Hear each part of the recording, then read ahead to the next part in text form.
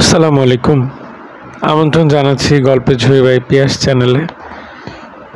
আমরা আজকে শুরু করতে যাচ্ছি তন্দ্রা বিলাসের দ্বিতীয় পর্ব। আশা করছি আপনাদের সবার খুব ভালো লাগবে।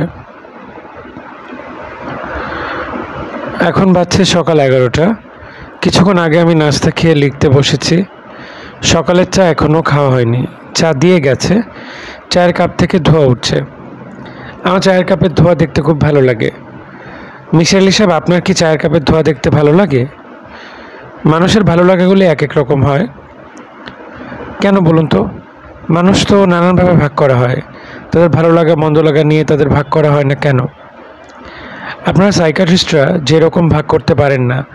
যেমন ধরুন, যেসব মানুষ চায়ের কাপের ধোঁয়া ভালোবাসেন, বেলি ফুলের গন্ধ ভালোবাসেন, চাপা রং ভালোবাসেন, তাদের মানসিকতা এক ধরনের, আমার মতো তাদের চিন্তাভাবনায় খুব মিল থাকবে। আচ্ছা, আপনি কি আমার জ্ঞানী টাইপের কথা শুনে বিরক্ত হচ্ছেন? থাক, আপনাকে আর বিরক্ত হতে হবে না। আমি এখন মূল গল্পে ফিরে যাই। এখন যে চ্যাপ্টারটা বলবো সেই চ্যাপ্টারটার নাম হচ্ছে নিতু আন্টি। আমি ঘুমোচ্ছিলাম, রাত 10টা হবে। আমার ঘরের দরজা খোলা। ছোটো মানুষ তো, কাজেই দরজা খোলা থাকতো, যাতে রাত বিরাতে বাবা এসে আমাকে দেখে যেতে পারতেন। এই কাজটা বাবা করতেন। রাতে খুব কম করে হলেও দুবার এসে দেখে যেতেন। তখন ঘুম ভেঙে গেলেও আমি ঘুমিয়ে থাকার ভান করতাম। কারণ কি জানেন? কারণ হচ্ছে, আমি যখন জেগে থাকতাম তখন বাবা আমাকে আদর করতেন না। ঘুমন্ত অবস্থাতেই শুধু আদর করতেন। মাথা চুলে বিলি কেটে দিতেন, হাতের আঙ্গুল নিয়ে খেলা করতেন, এমনকি মাঝে মাঝে ঘুম পাড়ানির গানও গাইতেন। যদিও আমি তখন বড় হয়ে গেছি, ঘুম পাড়ানির গান শোনাবার কাল শেষ হয়েছে। ঘুমন্ত মানুষকে গান শোনানো খুব মজার ব্যাপার না। আমার বাবা আসলে বেশ মজার মানুষ। ভালোবাসার প্রকাশকে তিনি দুর্বলতা বলে ভাবেন। আরেকটা ব্যাপার হতে পারে, বাবা হয়তো আমাকে ভালোবাসতেন না, ভালোবাসার ভান করতেন। মানুষের চোখের দিকে তাকিয়ে ভান করা যায় না বলেই আমি যখন ঘুমোতাম তখন ভান করতেন। নিতু আন্টির মধ্যেও এই ব্যাপার ছিল। ভালোবাসার প্রকাশকে তিনি দুর্বলতা মনে করতেন। তার প্রধান চেষ্টা ছিল কেউ যেন তার দুর্বলতা ধরে না ফেলে। তিনি শুরু থেকে আমাকে পছন্দ করতেন, কিন্তু তার দুর্বলতা আমি যেন ধরতে না পারি এটা নিয়ে সবসময় অস্থির থাকতেন। তার সঙ্গে প্রথম দেখার গল্পটা শুনুন। আমি শুয়ে আছি, ঘুমোচ্ছি।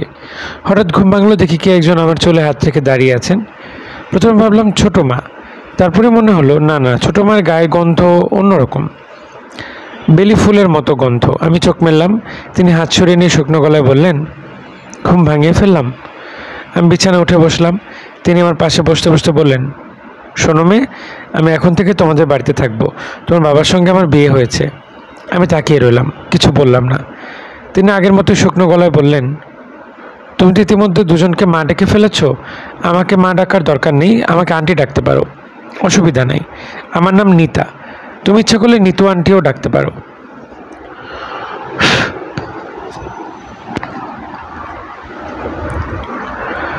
জি আচ্ছা।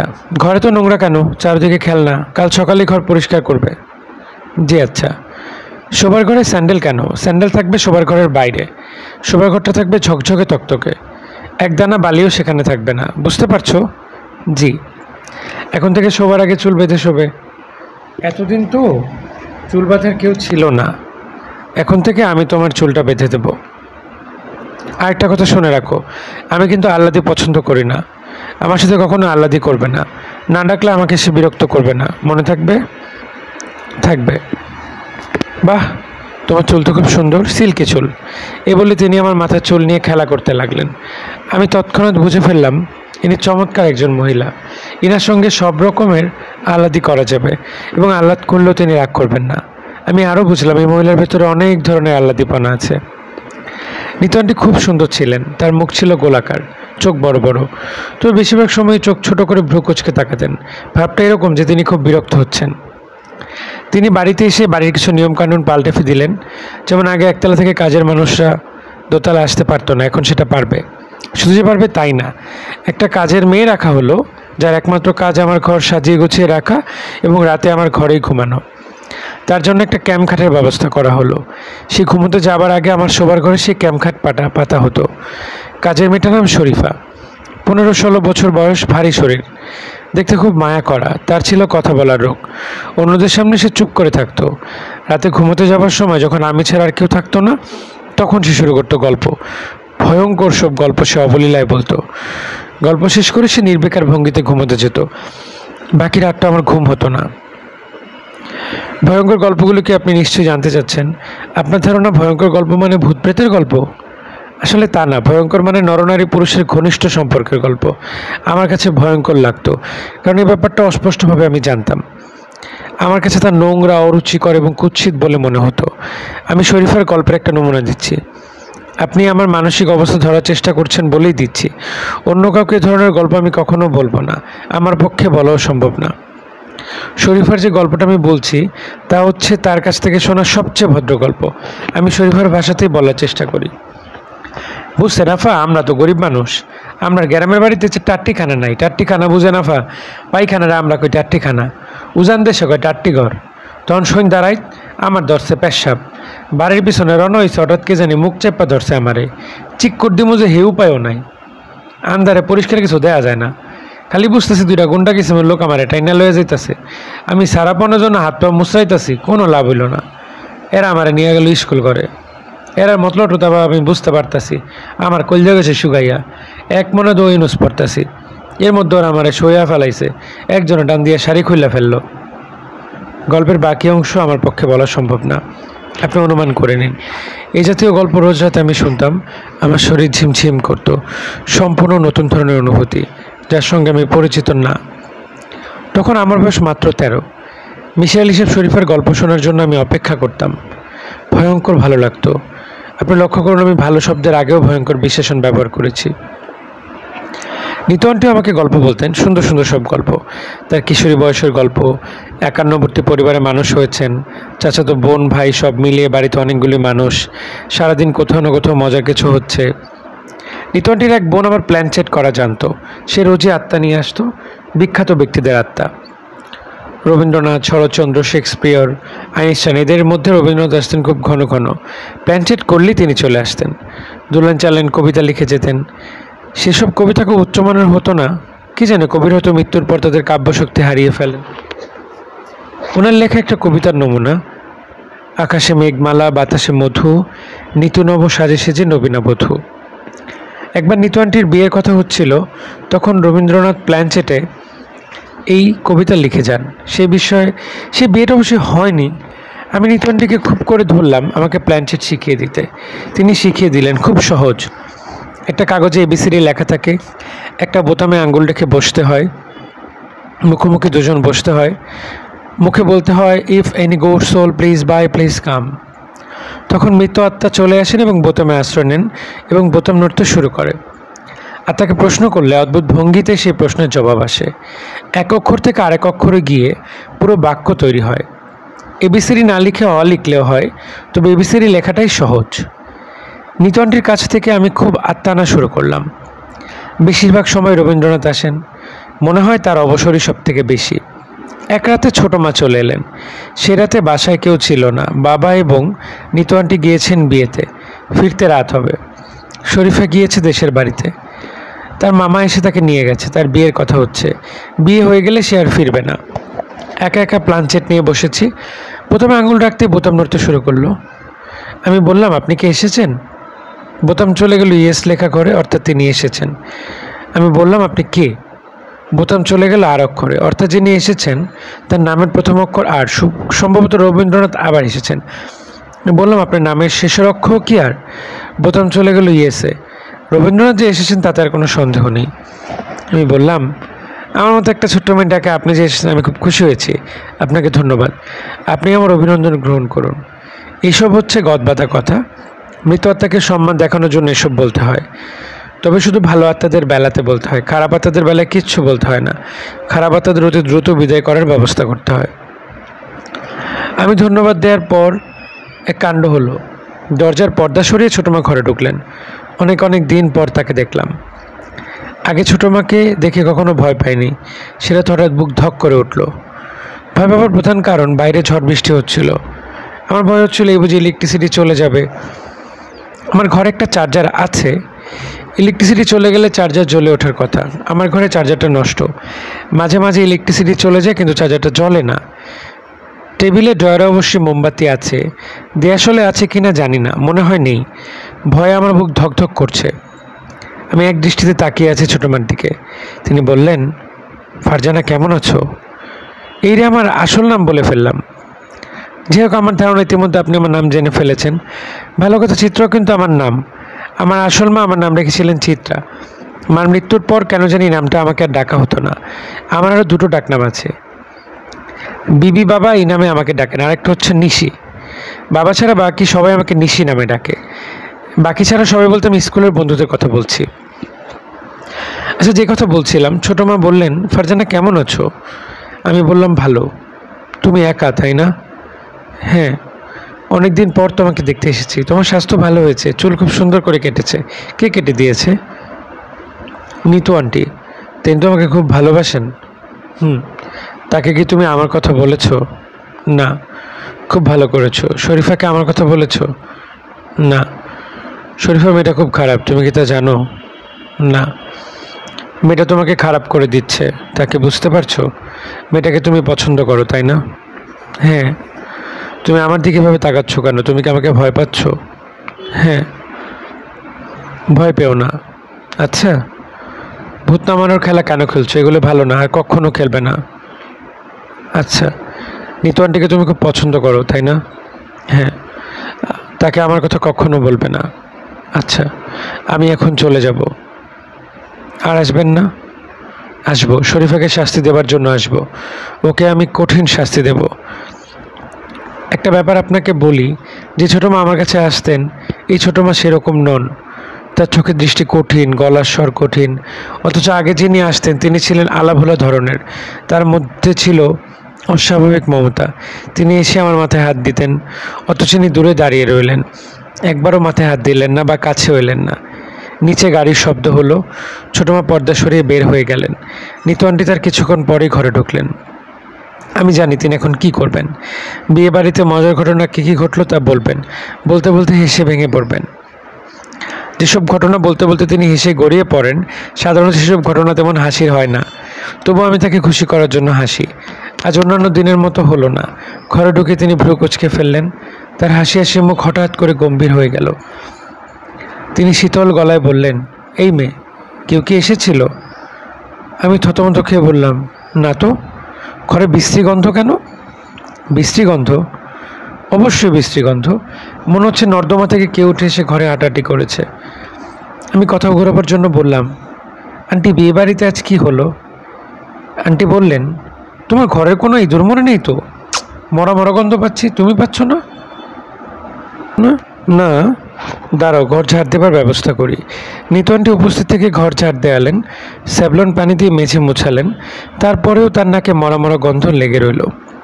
তিনি বাবাকে ডেকে নিয়ে এসে বললেন, তুমি কি কোনো গন্ধ পাচ্ছ? বাবা বললেন, পাচ্ছি। কিসের গন্ধ? স্যাভলনের গন্ধ। পচা কটু কোনো গন্ধ পাচ্ছ না? না তো, আমি পাচ্ছি। বাবা হাসতে হাসতে বললেন, তোমার তো সুপার সেন্সিটিভ না, তুমি তো পাবেই। আমাদের পূর্বপুরুষ বানর ছিলেন, তোমার পূর্বপুরুষ সম্ভবত কুকুর। রসিকতা করবে না। নিতু আন্টি চিন্তিত মুখে বের হয়ে গেলেন। রাত্রে আমার ঘরে ঘুমোতে এলেন।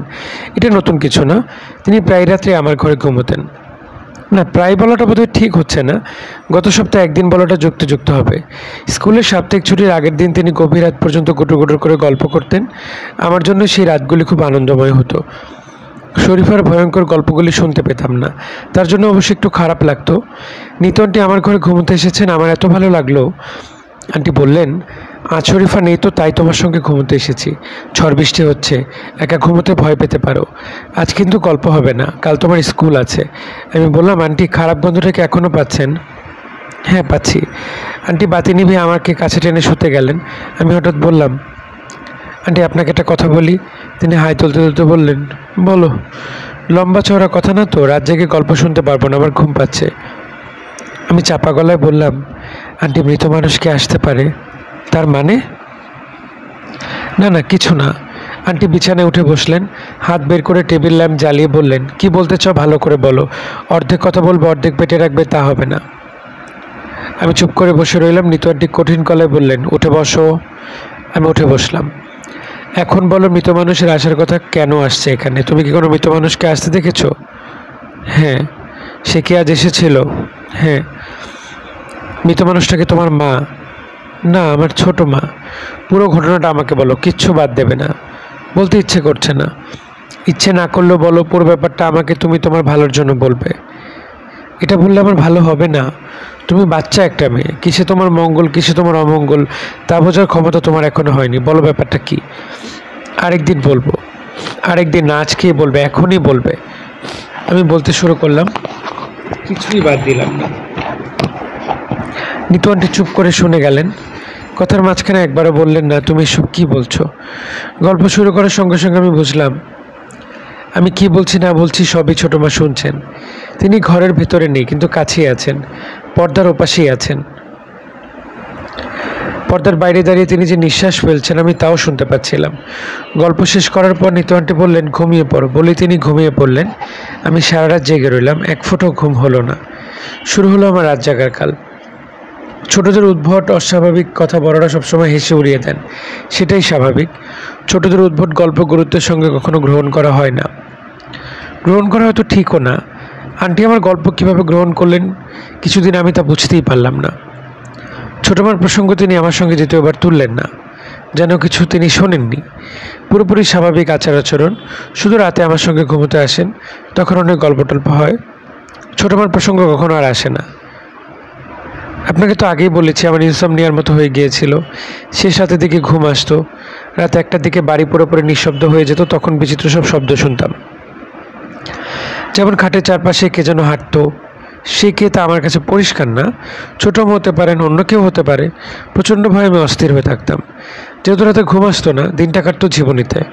ক্লাসে বসে আছি, স্যার অঙ্ক করাচ্ছেন, আমার তন্দ্রার মতো চলে এলো। আধো ঘুম আধো জাগরণে চলে গেলাম। স্যারের দিকে তাকিয়ে থেকেই স্বপ্ন পর্যন্ত দেখতে শুরু করতাম। সে স্বপ্নগুলো খুব অদ্ভুত। অদ্ভুত এই কারণে যে আমি তন্দ্রায় যেসব স্বপ্ন দেখতাম তার প্রতিটি সত্য হয়েছে। আমি তন্দ্রায় যা দেখতাম তাই ঘটতো। তার চেয়ে মজার ব্যাপার, স্বপ্নগুলিকে আমি ইচ্ছা মতো বদলাতে পারতাম। তবে আমি যে স্বপ্ন বদলাতে পারি এটা বুঝতে আমার অনেক সময় লেগেছিল। আগে বুঝতে পারলে খুব ভালো হতো। আমি বোধহয় ব্যাপারটা আপনাকে বোঝাতে পারছি না, উদাহরণ দিয়ে বোঝাই। যেমন ধরুন, আমি স্বপ্নে দেখলাম বাবা চেয়ারে বসে লিখছেন। তিনি বসছেন সিলিং ফ্যানের নিচে। হঠাৎ সিলিং ফ্যানটা খুলে তার মাথায় পড়ে গেল, রক্তে চারদিক ভেসে যাচ্ছে। আমার তন্দ্রা ভেঙে গেল। আমার এই স্বপ্ন দেখে আমার ব্যাপারটা ঘটবে। আমি তৎক্ষণাৎ ঠিক করলাম যে ব্যাপারটা এরকম হবে না, স্বপ্নটা যেভাবে হোক বদলে দিতে হবে। তখন নতুন স্বপ্নের কথা ভাবলাম। যেমন ধরুন, আমি ভাবলাম বাবার লেখার টেবিলে বসে আছেন, কি মনে করে হঠাৎ সিলিং ফ্যানের দিকে তাকালেন, তারপর সরে দাঁড়ালেন। অমনি ঝপাং করে শব্দ ফ্যান পড়ে গেল। বাবার কিছু হলো না। পুরো ব্যাপারটা ভেবে রাখার পর আমি অবিকল যেমন ভেবে রেখেছি তেমনই স্বপ্ন দেখতাম। আপনি এটাকে কি বলবেন? কোনো ক্ষমতা? না, আপনি তা বলবেন না। মানুষের যে আধ্যাত্মিক ক্ষমতা থাকতে পারে এসব আপনি বিশ্বাস করেন না। আপনার কাছে মানুষ আসলে যন্ত্রের মতো। একটা ছেলে যদি একটা মেয়েকে ভালোবাসে তাহলে আপনি ধরেই নেবেন ব্যাপারটা আর কিছু না। ব্যাপারটা হচ্ছে একজনের প্রতি আরেকজনের শারীরিক আকর্ষণ বোধ করছে। শারীরিক আকর্ষণ যেহেতু নোংরা একটা ব্যাপার, কাজেই ভালোবাসা নামক মিষ্টি একটা শব্দ ব্যবহার করেছে। কোন না কোনকে সুগার কোটেড করা হয়েছে। আমি কি ভুল কিছু বললাম? আমি কিন্তু ভুল বলিনি, আপনি যাই ভাবেন। কিন্তু শুনুন, স্বপ্ন তৈরি করার ক্ষমতা আমার আছে এবং আমি এটা এখনও পারি। ঘটনা বলি, ঘটনা বললেই আপনি বুঝবেন।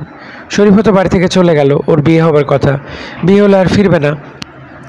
আমি একদিন স্বপ্ন দেখলাম ওর বিয়ে হচ্ছে, চ্যাংড়া টাইপের ছেলে, পান খেয়ে দাঁত লাল করে আছে আর ভ্যাক ভ্যাক করে হাসছে। স্বপ্ন দেখে খুব মেজাজ খারাপ হলো। তখন ভাবলাম বিয়ে হয়ে গেছে ঠিকই, কিন্তু বরের সঙ্গে ওর খুব ঝগড়া হয়েছে, চলে এসেছে আমাদের বাড়িতে। যেরকম ভাবলাম অবিকল সেরকম স্বপ্ন দেখলাম। হলো তাই। এক সন্ধ্যাবেলা শরীফ উপস্থিত, তার বিয়ে হয়ে গেছে কিন্তু বর তাকে নিচ্ছে না। বিয়ের সময় কথা হয়েছিল বরকে একটা সাইকেল এবং নগদ 5,000 টাকা দেওয়া হবে। কোনোটাই দেওয়া হয়নি বলে তারা কোনো উঠিয়ে নেবেন না। যেদিন সাইকেল এবং টাকা দেওয়া হবে সেদিনই মেয়ে তুলে নেবে। আমি শরীফাকে বললাম, তোমার কি মন খারাপ?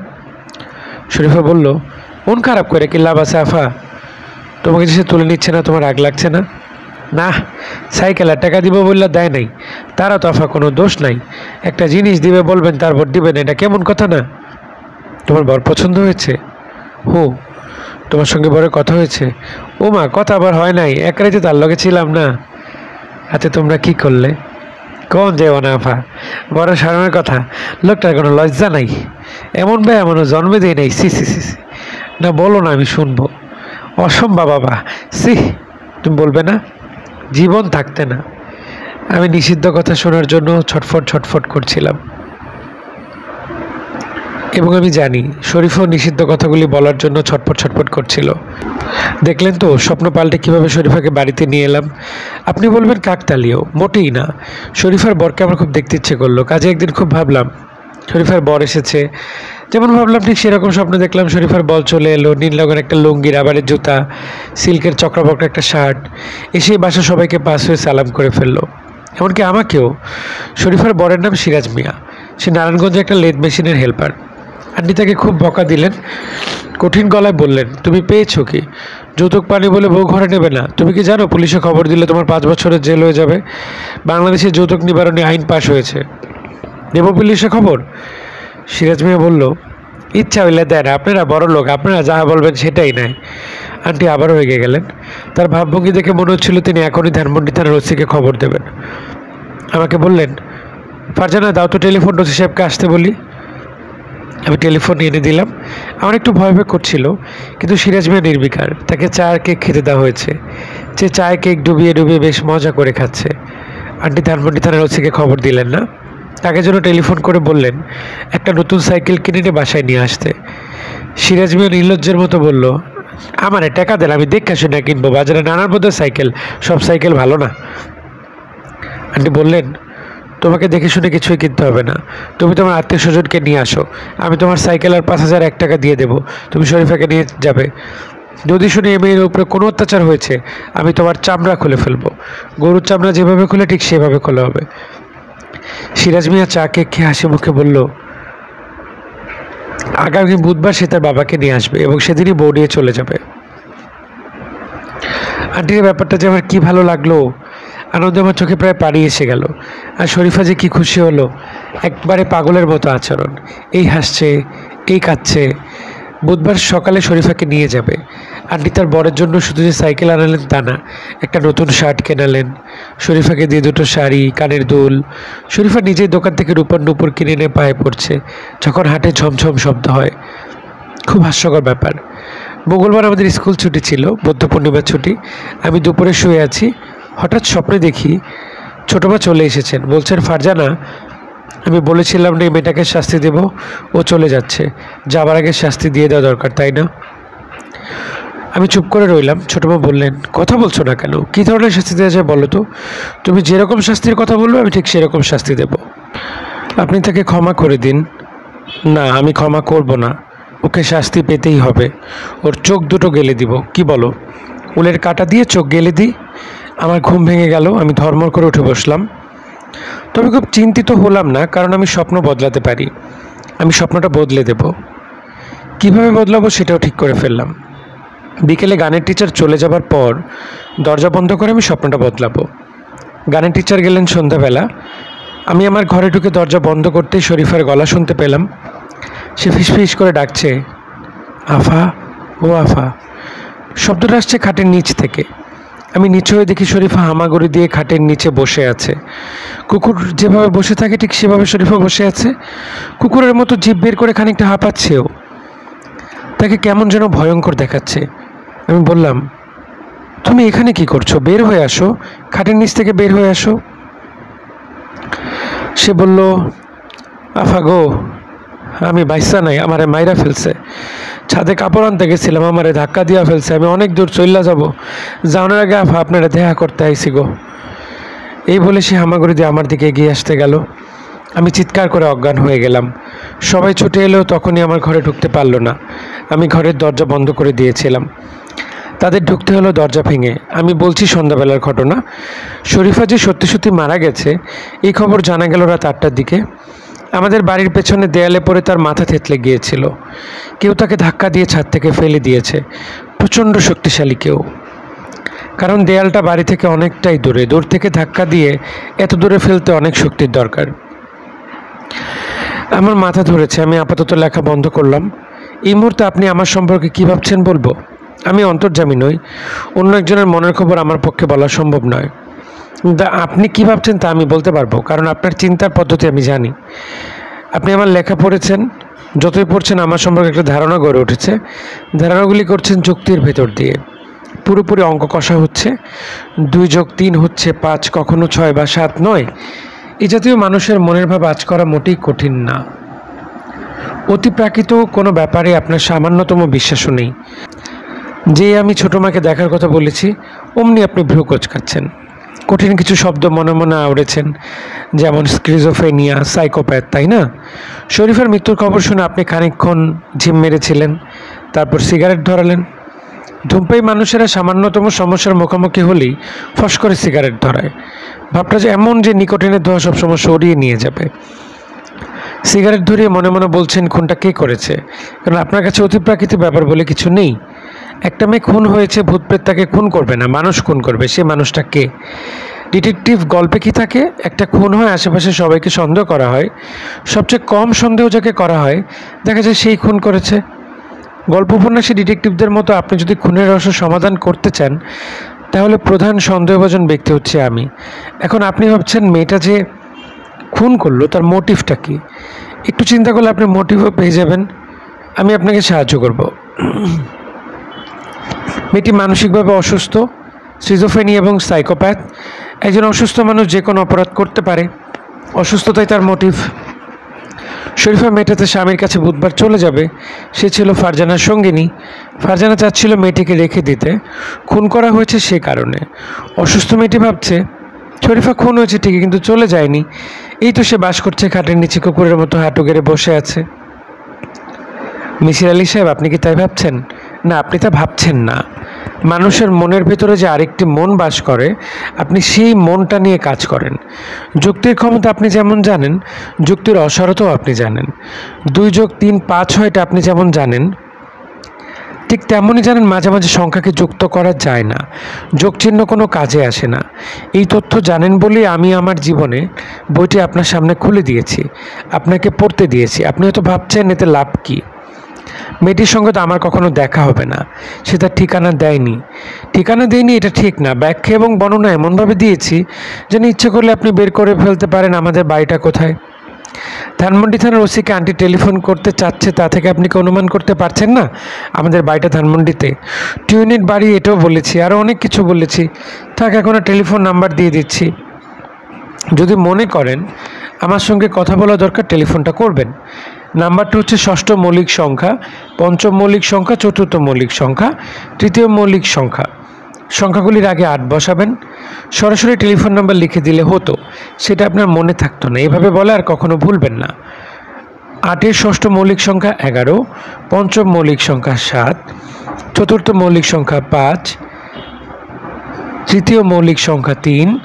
অর্থাৎ আমার টেলিফোন নাম্বার হচ্ছে 811753। আমাদের টেলিফোন নাম্বারটা রহস্যময় না? আমাদের বাসায় 3টা টেলিফোন আছে, সবচেয়ে রহস্যময় নাম্বারটা আপনাকে দিলাম।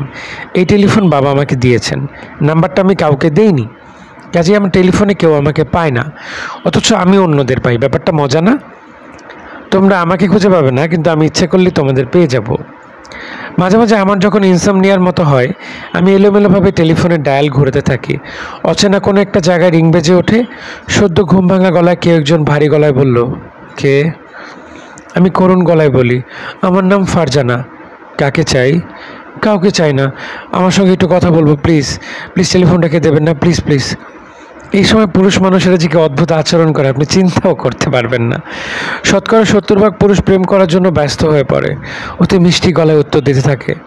10% কুৎসিত সব কথা বলে, অতি নোংরা, অতি কুৎসিত সব বাক্য। গলার স্বর থেকে মনে হয় মধ্যবয়স্ক পুরুষরা এই নোংরামিগুলো একটু বেশি করে। এই পুরুষটা হয়তো স্নেহময় পিতা, প্রেমময় স্বামী, অফিসের আদর্শ অফিসার। কি অদ্ভুত বৈচিত্র্যতার ভিতরেই না আমাদের জীবনটা কাটে।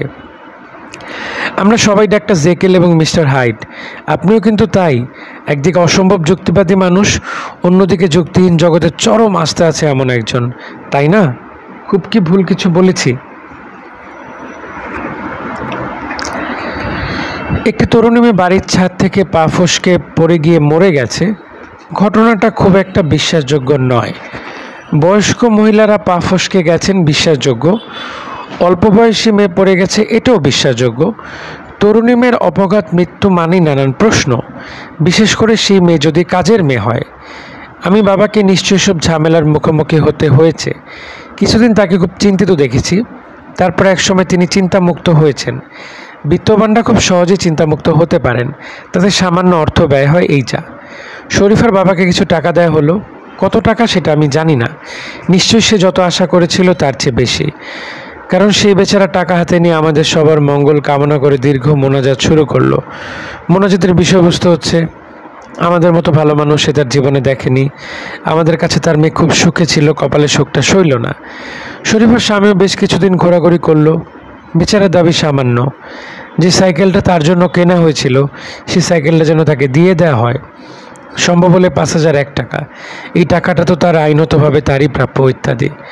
আন্টি তাকে ভাগিয়ে দিলেন এবং বলে দিলেন কখনো যেন তাকে গেটের ভেতরে ঢুকতে না দেয়া হয়। সব ঝামেলা মিটে যাবার পর বাবা এক সন্ধ্যা আমাকে ডাকলেন। বাবার পরিচয় আপনাকে দেয়া হয়নি, এখন দিচ্ছি। তিনি মোটামুটি কঠিন ধরনের মানুষ, তীক্ষ্ণ বুদ্ধি, শান্ত, ধীর এবং স্থির। তিনি খুব রোগে গেলেও সহজ ভঙ্গিতে কথা বলতে পারেন। পেশায় তিনি একজন পাইলট, সিঙ্গাপুর এয়ারলাইন্সের সঙ্গে দীর্ঘদিন ধরে আছেন। আমার সবসময় মনে হয় পাইলট না হয়ে বাবা যদি ইউনিভার্সিটির অঙ্কের টিচার হতেন তাকে খুব মানাতো। বই পড়া তার প্রধান শখ। বেশিরভাগ সময় আমি তার হাতে বই দেখেছি, হালকা ধরনের বই না, বেশ সিরিয়াস ধরনের বই। বাবা তার স্টাডিতে একা বসেছিলেন, তার সামনে বাটিতে খেজুর গুড়ের টুকরা করা। শীতকালে খেজুর গুড় তার প্রিয় একটা খাবার। প্রায় দেখেছি গল্পের বই পড়তে পড়তে তিনি খেজুর গুড়ের টুকরা মুখে দিচ্ছেন। আমি ঘরে ঢুকতেই বাবা বললেন, মা বসো। আমি তার সামনে বসলাম। কেমন আছো মা? আমি বললাম, ভালো। শরীফা মেয়েটি এভাবে মারা গেল, নিশ্চয়ই তোমার খুব মন খারাপ হয়েছে। আমি বললাম, হ্যাঁ, অনেক মন খারাপ। বাবা ইতস্তত করে বললেন, তোমাকে কিন্তু কান্নাকাটি করতে দেখিনি, আমার কাছে তোমাকে বেশ স্বাভাবিকই মনে হলো। আমি বুঝতে পারলাম না বাবা ঠিক কী বলতে চাচ্ছেন। তার কথা বলার মধ্যে জেরা করার ভাবটা প্রবল, যেন আমি কিছু একটা গোপন করার চেষ্টা করছি। বাবা তা বের করে ফেলতে চাচ্ছেন। শরীফা যে সন্ধ্যায় মারা গেল, তুমি কি সেই সন্ধ্যাবেলা ছাদে গিয়েছিলে? না। সেদিন ছাদে যাওনি? না। আমি যতদূর জানি ছাদ তোমার খুব প্রিয় জায়গা, বেছে বেছে ওই দিনই ছাদে যাওনি কেন? ওই দিন যেতে ইচ্ছে করেনি। তুমি ঘরের দরজা বন্ধ করে চিৎকার করে কাঁদছিলে। দরজা ভেঙে তোমাকে বের করা হয়। তুমি প্রথম যে কথাটি বললা তা হচ্ছে শরীফা মারা গেছে, তাই না? হ্যাঁ। সে যে মারা গেছে তোমার জানার কথা না, কারণ কেউই জানে না। তুমি জানলে কিভাবে? আমি চুপ করে রইলাম। বাবা বাটিটা আমার দিকে এগিয়ে দিতে বললেন, নাও গুড় খাও। আমি একটু একটু গুড় নিয়ে মুখে দিলাম। বাবা শান্ত গলায় বললেন, তুমি রাগ করে কিংবা নিজের অজান্তে ওকে ধাক্কা দিয়ে ফেলে দাওনি তো? না, অনেক সময় খেলতে গিয়ে এরকম হয় না, হয়তো আস্তে আস্তে ধাক্কা দিয়েছো, সে টাল সামলাতে না পেরে পড়ে গেছে। তোমার কোনো দোষ ছিল না। আচ্ছা ঠিক আছে, তোমার পড়াশোনা কেমন হচ্ছে? ভালো। গান কেমন হচ্ছে? ভালো। এবার গানের টিচারটা কেমন? ভালো তো। গান কি তুলছে না এখনও সারেগামা করে যাচ্ছে? একটা গান তুলেছি। কি গান? নজরুল গীতি। গানের লাইনগুলি কি?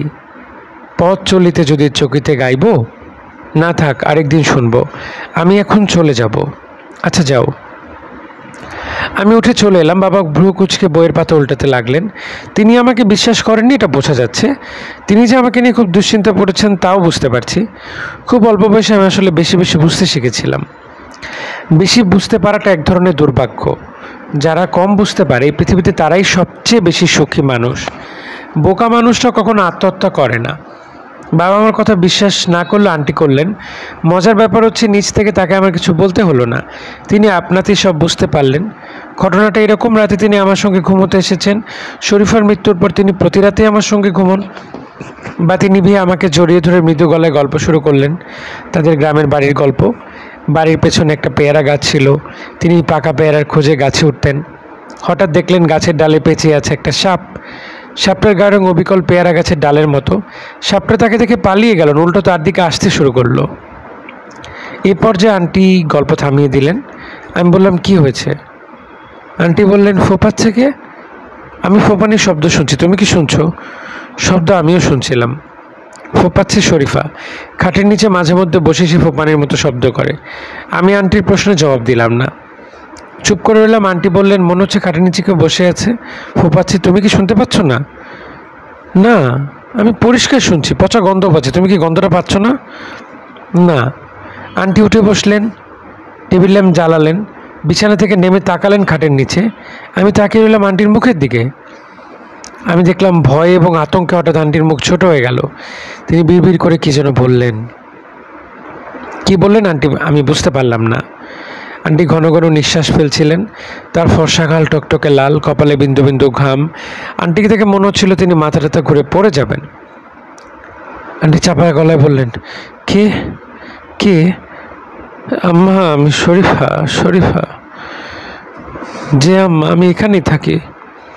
শরীফা? যে আম্মা, আমি হাঁটাচলা করতে পারি না, এখানে থাকি। আমার বিদা দিয়ে না আম্মা, আমার যাওয়ানোর জায়গা নেই। আন্টি উঠে দাঁড়ালেন, টরতে লড়তে খাটের কাছে এসে খাটে উঠলেন, আমাকে জড়িয়ে ধরে তৎক্ষণাৎ শুয়ে পড়লেন। আমি বললাম, কি হয়েছে? আন্টি জড়ানো গলায় বললেন, কিছু না, তুমি ঘুমাও। আমি বললাম, খাটের নিচে কি কিছু দেখেছেন আন্টি? তিনি বললেন, না, তুমি ঘুমাও। আমি সঙ্গে সঙ্গে ঘুমিয়ে পড়লাম।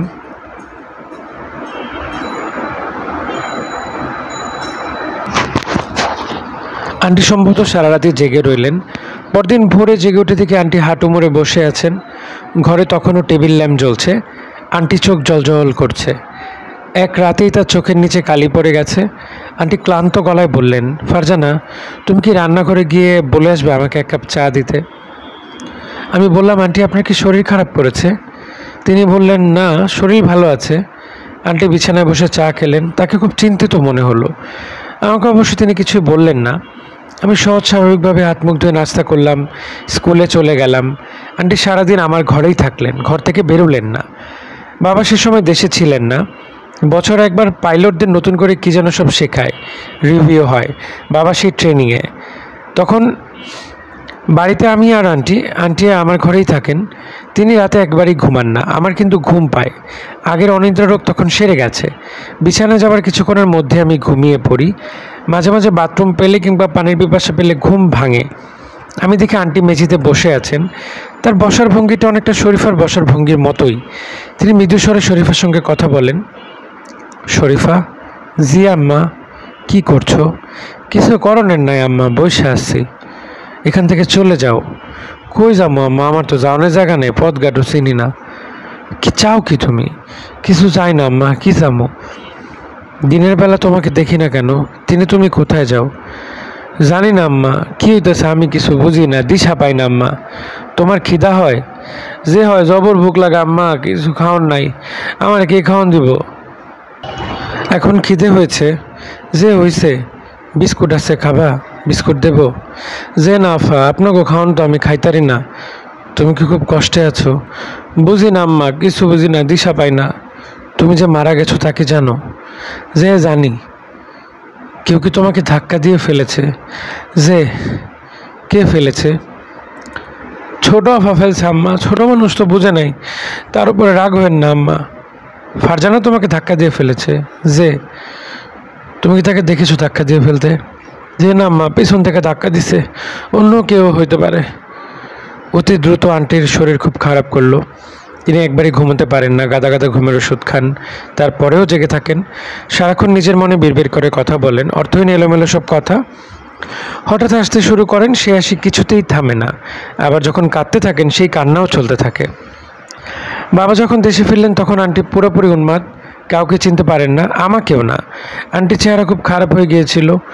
মুখ শুকিয়ে মিশরের মমিদের মতো হয়ে গেছে, দাঁত বের হয়ে এসেছে, সারা শরীরে বিকট গন্ধ। বাবা হতভম্ব হয়ে গেলেন।